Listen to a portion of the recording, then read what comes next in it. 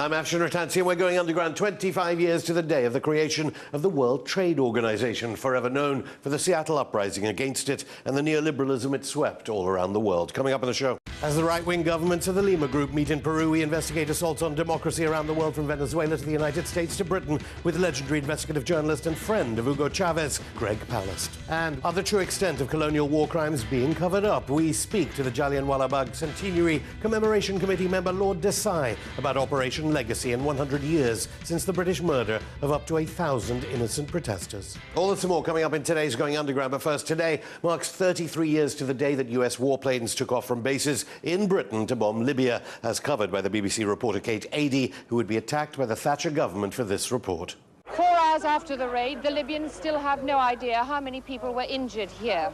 This is at least 2 miles from the barracks. There are still people possibly buried under this rubble. The confusion is considerable. The Americans' intended target was possibly the Central Security Headquarters. They missed. Instead, a medical clinic and ordinary flats and houses took the hit. The number of casualties is not at all clear. Tory party chairman Norman Tebbit claimed that sort of journalism was riddled with inaccuracy, innuendo and imbalance. Kate Adie had also reported on casualties from the Gaddafi family. We went into the intensive care ward, and the 2 beds inside both had the name Gaddafi on the name tag at the end of the bed.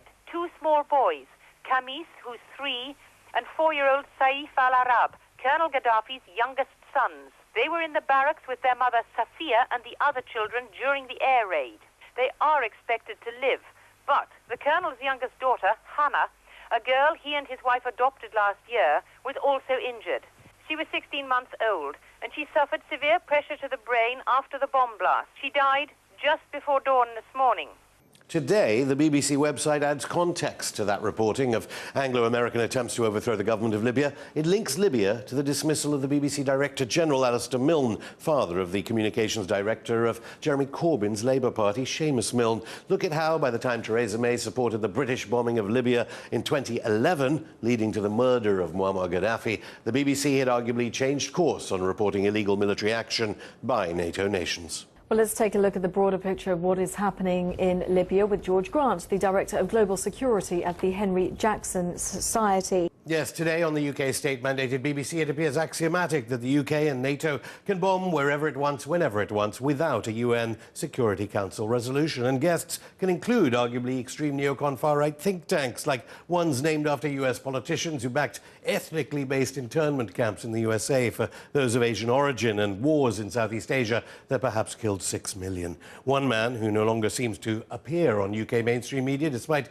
previously working on major stories with organisations like the BBC, Channel 4 and The Guardian, is legendary journalist Greg Palast. He's famous for his investigations into corporate corruption, voter fraud and US-backed wars for oil. He joins me now via Skype from Los Angeles. Greg, welcome to Going Underground. Before we get to all sorts of conspiracy theories in the US, your reaction to Julian Assange being dragged out of his place of asylum here in London by British police and secret police, apparently. If you are going to arrest Julian Assange, you're going to have to arrest me, because I used the Assange, Chelsea Manning, WikiLeaks documents. And you should also jail my colleagues at The Guardian, including Alan Rusbridger, who was publisher and published the stories originally. You should arrest, of course, the entire staff at the New York Times, because they're more than happy to get boatloads of awards for Julian Assange's work and take credit for it and take the awards. But now the Times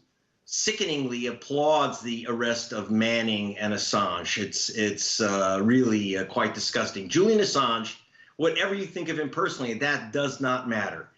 He's a journalist, and if you say, well, he's not a real journalist, then he's a real source. It's one or the other. Both must be protected if freedom of the press means anything in Britain or in the United States.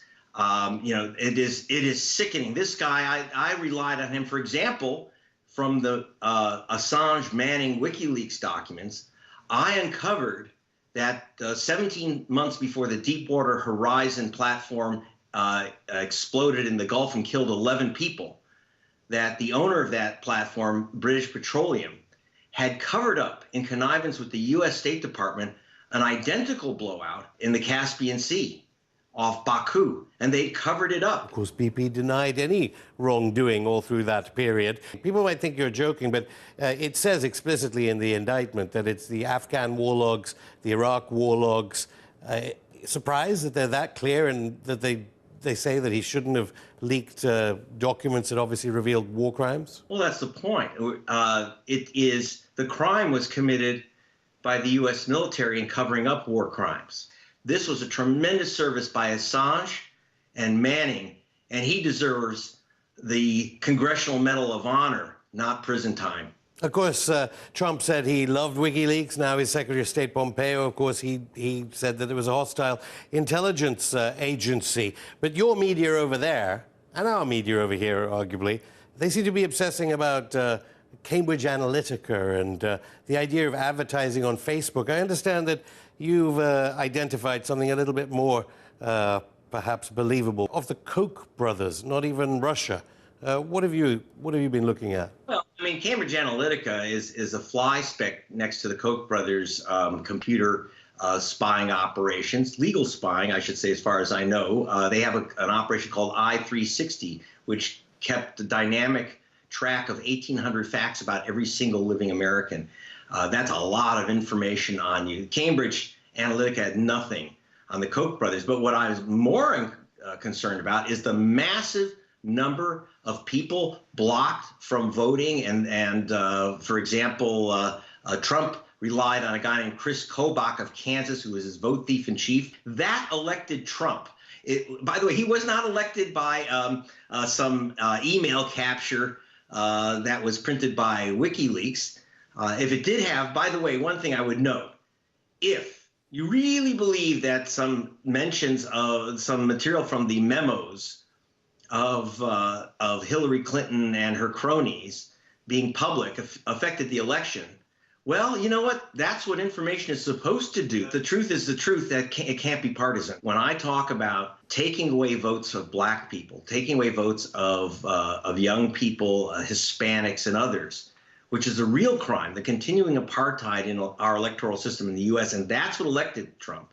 That cannot be discussed on mainstream U.S. television, because that breaks the myth of the great American democracy. So there's a great omerta about this. America is more of a mockery of democracy than a true democracy. But, I mean, obviously U.S. authorities would deny any accusations of apartheid. In fact, so successful is voter ID laws, they're coming to Britain. Theresa May is now trialing them all over in parts of Britain. What are the dangers of voter ID laws? Well, I can see why Theresa May is bringing it to Britain, because she can't win if you count the votes. And that's what has happened in the U.S. About 30 states, they require all kinds of ID to prove you're an American, prove you're a citizen. And the result is that up to 5 million, I want to repeat that number, from the Brennan Center for Justice, which is they're the gold standard of information. They say up to 5 million people have been blocked from voting or registering in the United States. Overwhelmingly poor people, voters of color, people who have a tough time. It's not easy or cheap to get ID, and you don't have walking citizenship cards, by the way, in Britain, so it's not so easy. And here's the thing: this is to prevent a crime which doesn't happen. The state of Indiana was the first to require ID forms, some type of photo, current government ID, in order to vote, like a driver's license. They admitted that in 100 years of voting, they couldn't find a single case of someone using someone else's identity, claiming they were someone else to vote. Chris Kobach and maybe Theresa May would say, no, this is about trying to get accurate votes. Are you saying that Chris Kobach, who I should say is on the career upswing, what with changes in the Trump administration in the immigration department, do you think that voter suppression could ensure Donald Trump's re-election in 2020? 100%. I've been investigating this for Rolling Stone now, and Chris Kobach for Rolling Stone, for 6 years. And he came up with a system called Interstate Crosscheck, which knocked out 1.1 million people. He said 7 million Americans were suspected of voting twice, and yet he couldn't find one. He couldn't find one voting twice, and yet he removed over 1 million people from the voter rolls, overwhelmingly voters of color.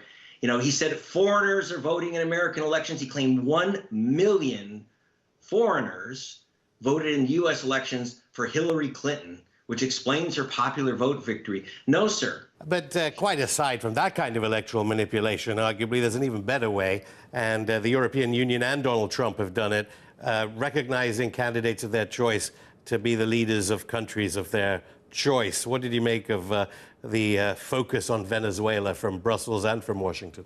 Well, that's just horrific attack on democracy. I covered Venezuela for The Guardian and BBC television. I was there during the coup d'etat, in which in 2002, when Hugo Chavez was kidnapped, and you had European leaders and U.S. press and the U.S. government say, oh, well, he resigned. You know, he was so unpopular.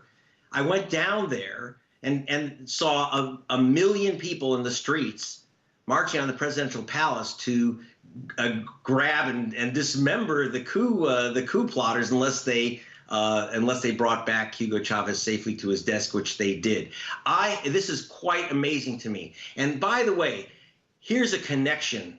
Once again, it's the corporate connection. Last year, the British government and British Petroleum asked the Venezuelan government, you know, the guys that they call dictators, to give British Petroleum the oil fields that were run by French Total, the French company.